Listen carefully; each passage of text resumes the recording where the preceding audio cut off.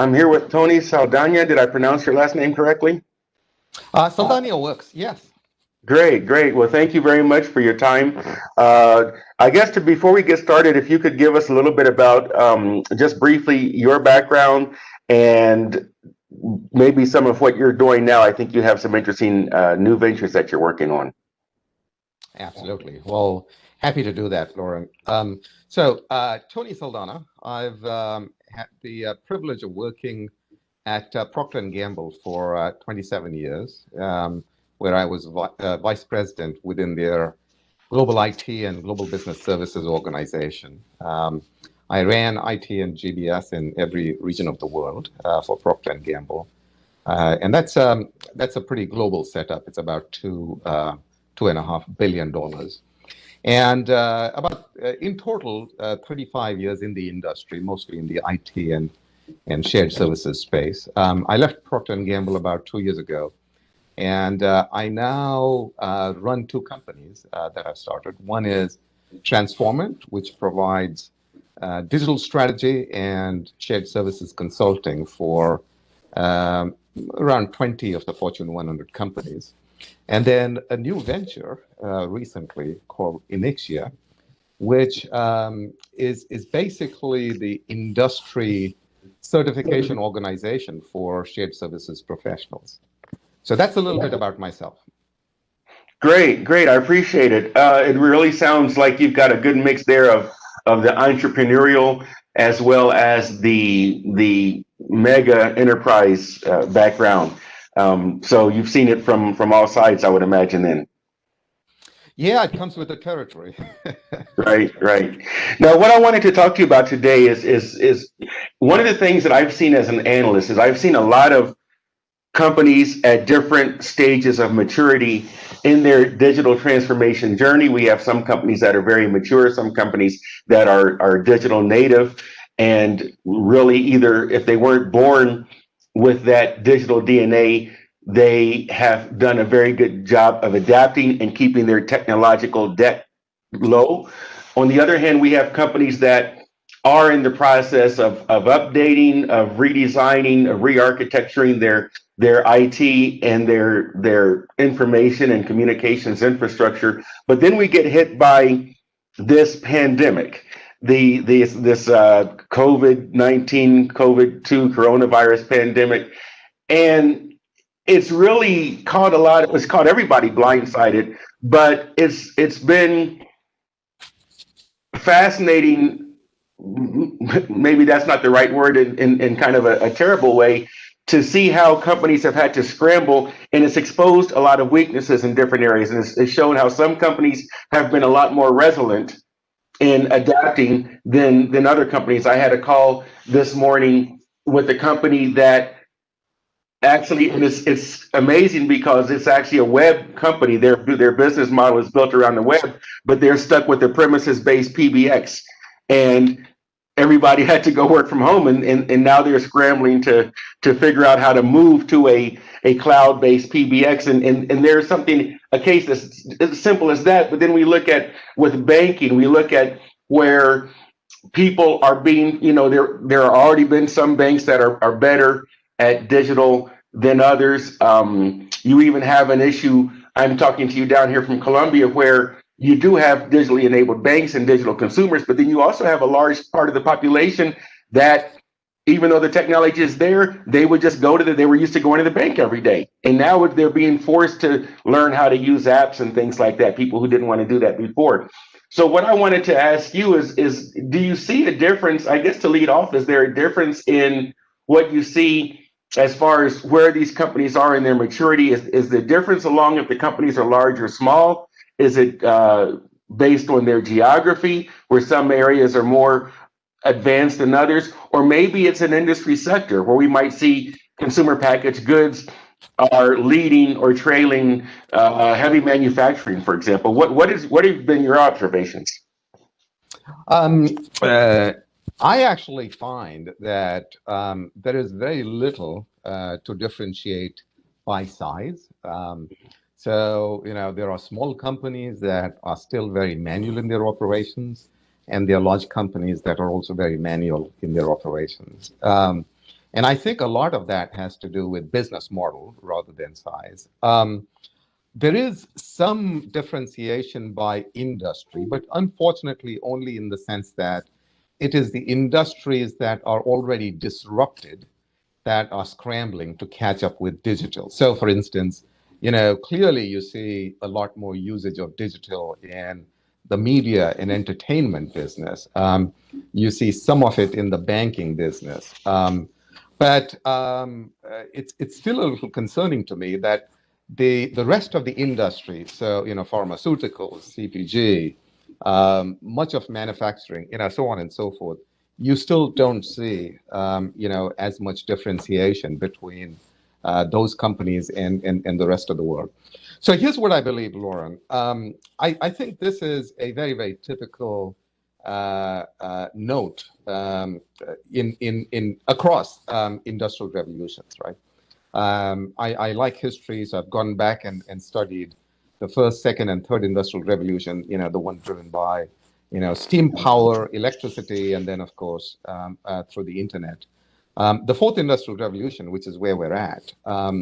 You see the same spread across industries as you did in the past, which is there are leaders that are early adopters, and there are leaders that are going to be a little more cautious, right?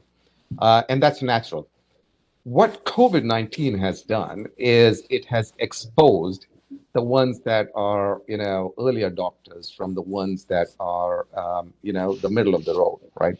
And therefore, all of the examples that you very correctly pointed out are a great call to action for people. So what COVID-19 has done is it has said, look, guys, whether you want it or not, we're in the midst of an industrial revolution.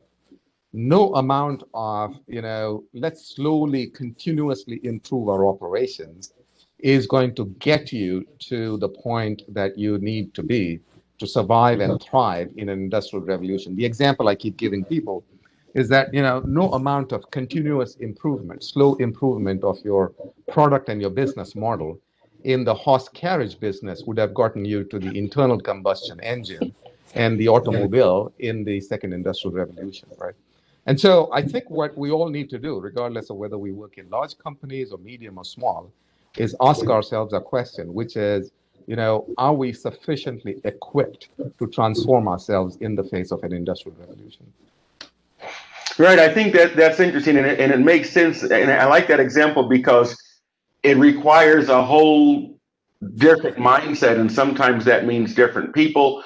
But rather than these iterative small improvements, it's like going from it's weird because we had old mainframes and then we had dumb terminals. I remember I remember I remember that. Yeah, it takes me back. a friend of mine bought a green screen terminal at a yard sale. This was back around in the late 80s, and he said, "You know about computers?" And he called me over and he said, "How do I make this thing work?" And I said, "I'm sorry to tell you, you just bought a terminal." you know, that's, yes. But that the thinking to go from that to you had these people who are working on, well, okay, we went from mainframes to then we have mini computers and AS400s and things like that. But then when we had the personal computers, whether we had the Radio Shack computers or then the Apples and then the IBM's computers, and that whole thing changed. But then somebody said, okay, then we have servers sitting in data centers. And then here comes Amazon. I don't know if they invented it, but they were the ones who took it big to say, look, get rid of those. I remember working for a company, a Sri Lankan based IT outsourcing firm, when we made the decision to move to AWS. And I was part of the team that went to the data center in Fort Lauderdale and pulled out all the servers and the load balances. And then we put them on Craigslist for sale because we had moved to a cloud native environment. And that requires not thinking of how do we make a better data center, or how do we make a machine that works better in the data center, but let's rethink the whole thing. And so I think that if you look at cloud contact centers and cloud unified communications is already it's no longer kind of the cutting edge. It's pretty much become the standards, and these premises based systems are for the most part going away. But it's interesting because I wonder what areas are next to be disrupted, right? There's things that we take for granted right now, and even the whole mainframe models is weird because now as we've gone back into cloud computing to a large degree, it almost looks like we've gone back to the mainframe. Now there's not one computer, but there's clusters of virtualized computers. So it's a little bit different, but from the user perspective, it's almost like our PCs now have become fancy terminals. They're just multimedia terminals because now we're accessing and doing data that's out there in the cloud or somewhere remotely. And I wonder in what other areas we've maybe, are there unexpected areas where we might have seen this impact? Yeah, I mean, we're using WebEx and everybody's gone to Zoom, but these technologies existed already. We're just using them more. And remote work existed already. We're just doing it more. But I wonder if you see anything on the horizon that maybe that I guess quantum, not leap, but really a new way of doing things or new ways of business structures or something like that have been caused or fomented or accelerated by this situation we're in. Yeah, no, that's a great question, Loren. I mean, there's people that are probably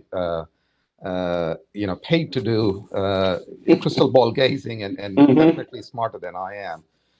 So it's very, very hard to tell which way technology is going to go. Actually, it's not hard to tell which way technology is going to go. I take that back. It's hard to tell which way business models are going to go as a result of the technology, right? But here are, if I were to try crystal ball gazing and provide you my list, here are, I think, 2 or 3 trends that I personally think are, quantum changes, right?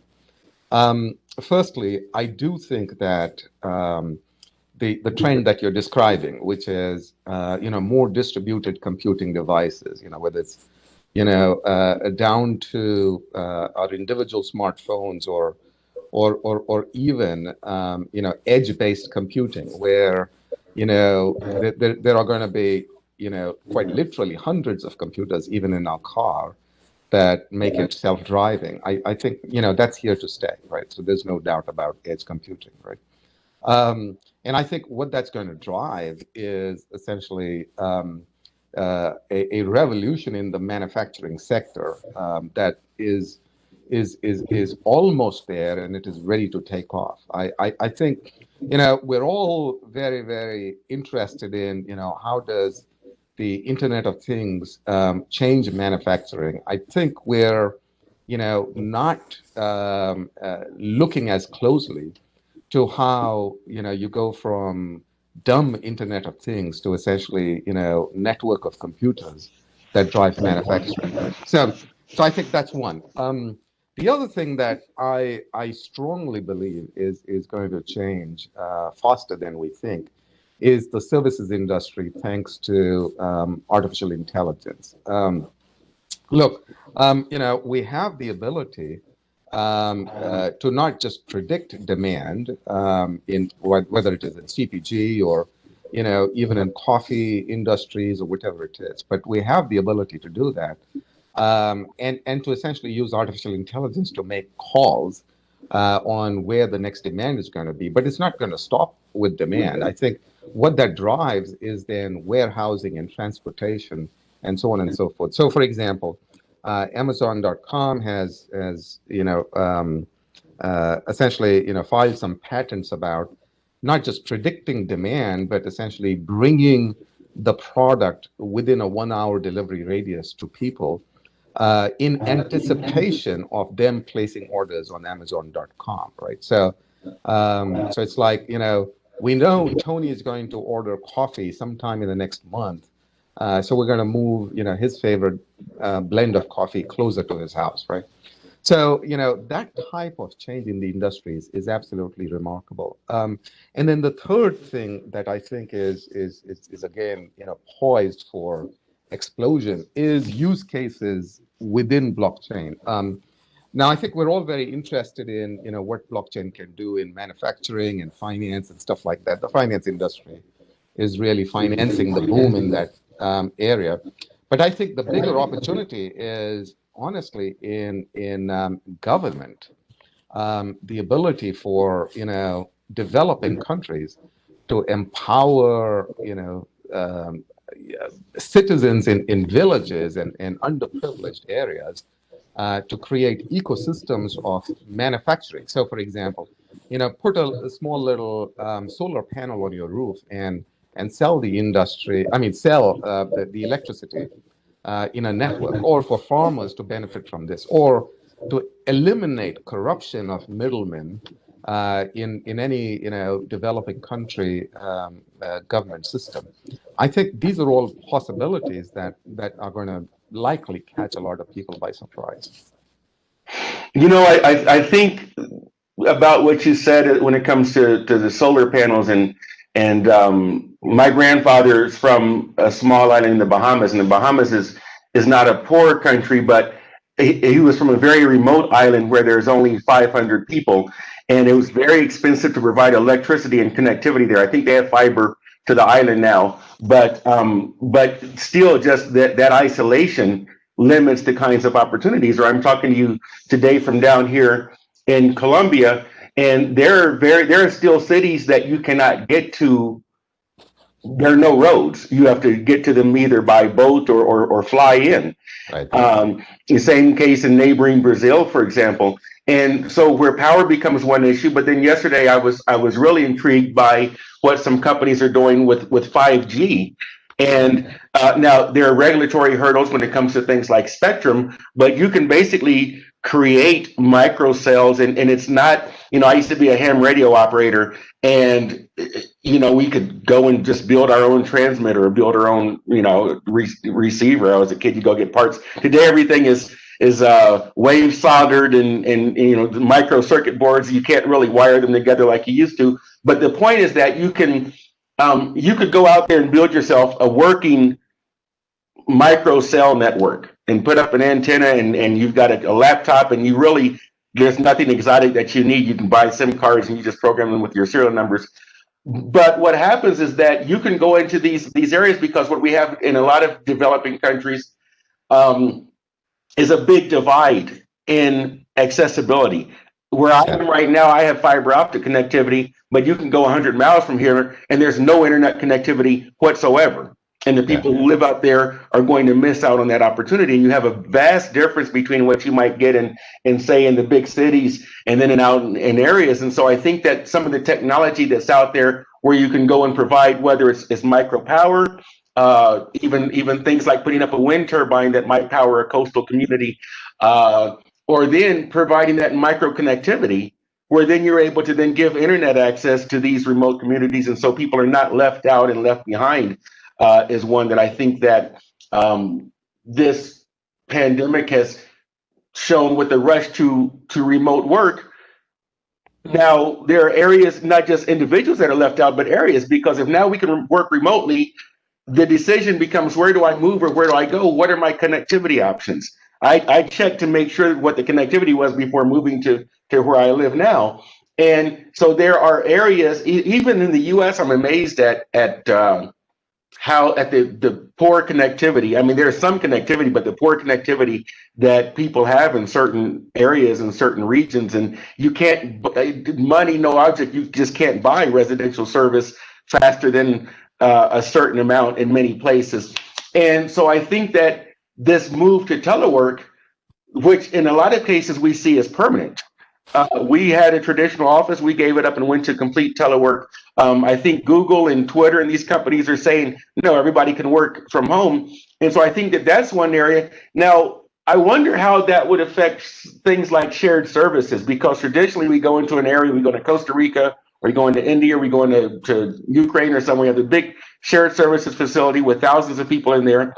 And some processes might be sensitive, like finance or something like that. But I wonder, do you predict a change in the topography?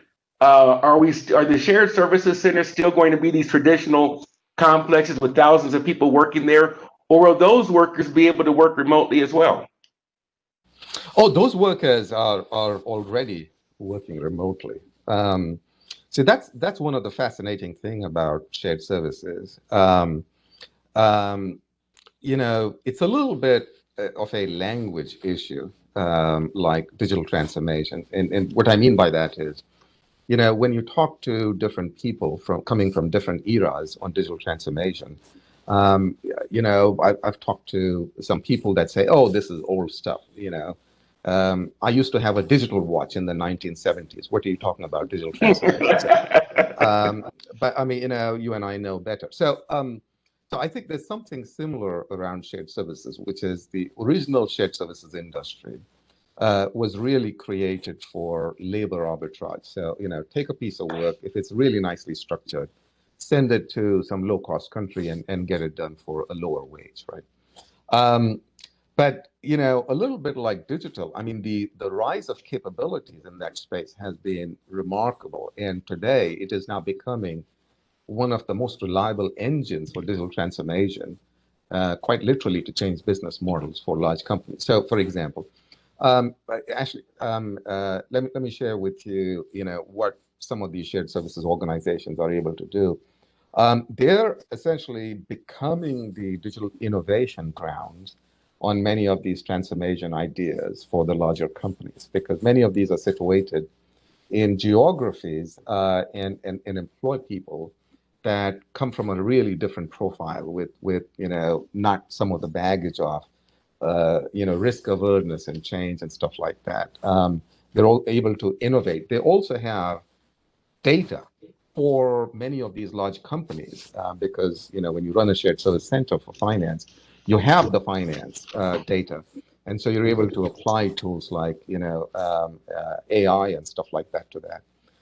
And then companies which have been doing shared services for a decade or more, many of the people that started 20 years ago with basically doing transactional work have grown, and they've now kind of started to become the experts on the process for those companies. So, if they're in the sales process, they say, hey, I can use digital technology to sell differently, right? Sell online, so on and so forth. So those entities, these shared services organizations, are essentially becoming the transformation engines for many of these companies.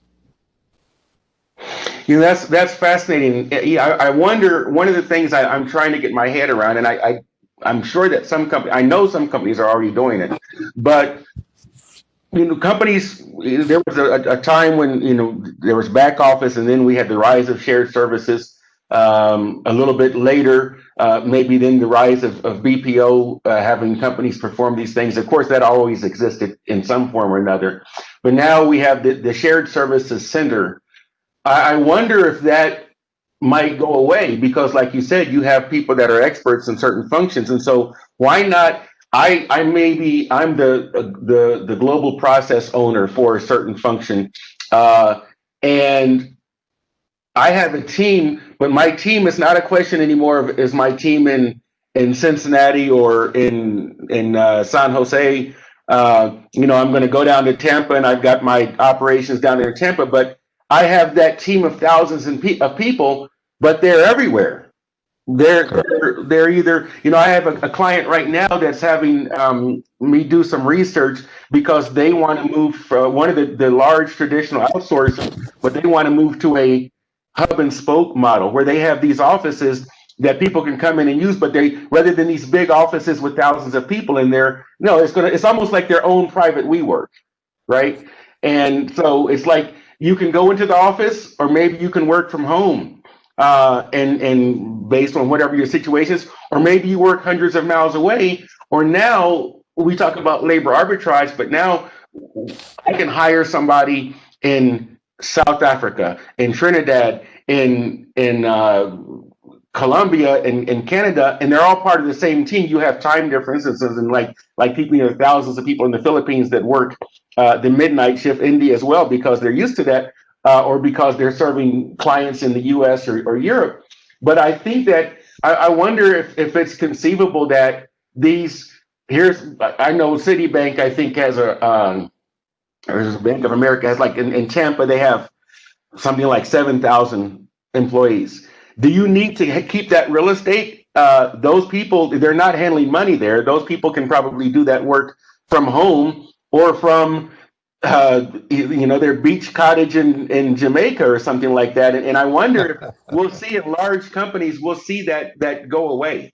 And maybe there are impediments, operational impediments or cultural impediments, in some cases regulatory impediments. So I don't know what those might be. Yeah. Where I mean, you can if you're a pharmaceutical company, you need to have a laboratory somewhere with the chemicals, right? But a lot of these function, I would imagine that you don't need a physical shared services anymore. You just have a function, and that function Yeah. just exists wherever the people are. Yeah. Now that's a very, very good point. So there are two trends that will dictate where this goes. One is the gig economy, which is what you were talking about, which is now you can get people from anywhere in the world, South Africa, or even more. You start, to see sub-Saharan Africa, places like, Ivory Coast and Nigeria and others, kind of grow in that particular area.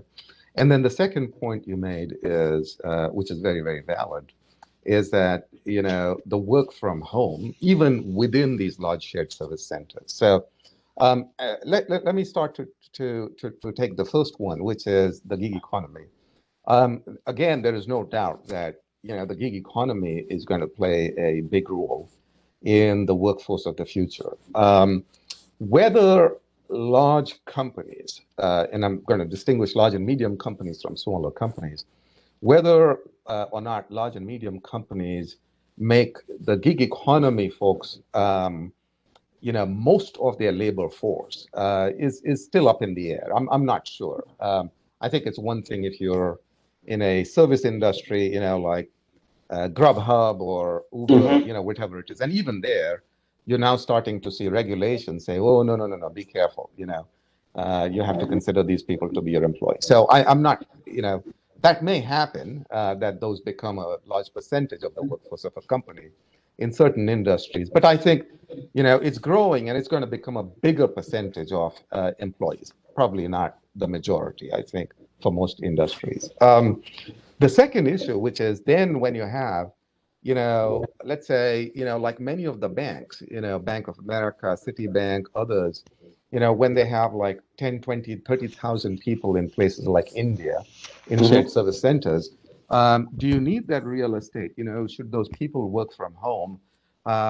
That's another fascinating area in its own, because I think the world is now learning to figure out what that right balance is between having everybody remote and everybody forced into one physical building.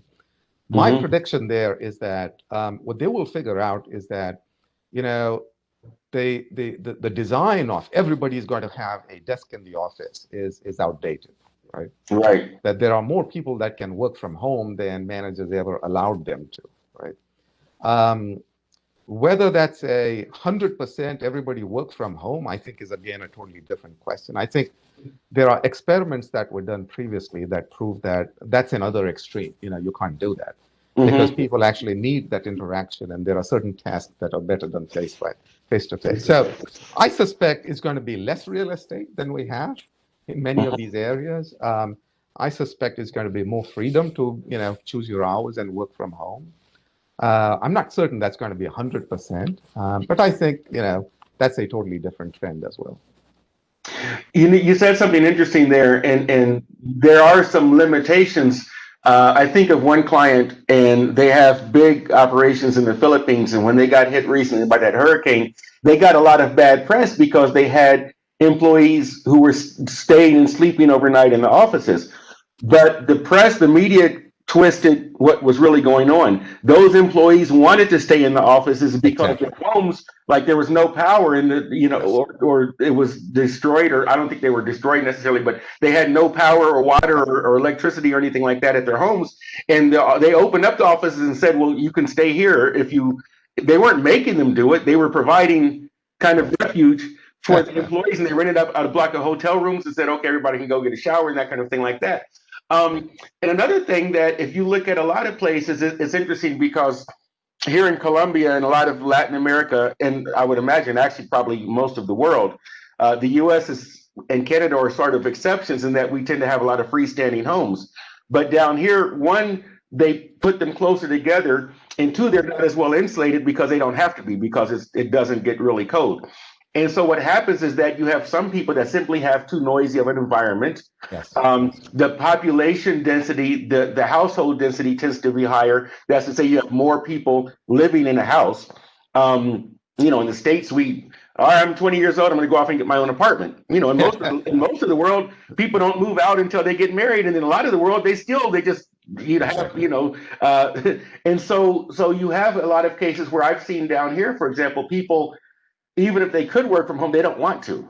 Okay, because they either want that separation, just I want to come home and be at home, or they don't have the space at home. They don't have a private, isolated space where there's no noise, or the neighbors decide that they're going to turn on the stereo and entertain the whole neighborhood or something like that. And so you have situations where it's just not practical. And I would imagine in places like in the big cities in India and the Philippines, you have similarly high, probably higher population densities that make that not so viable. Or you might have places where it's not so much a problem here, but in a lot of the Caribbean countries, the power goes out all the time. Yes.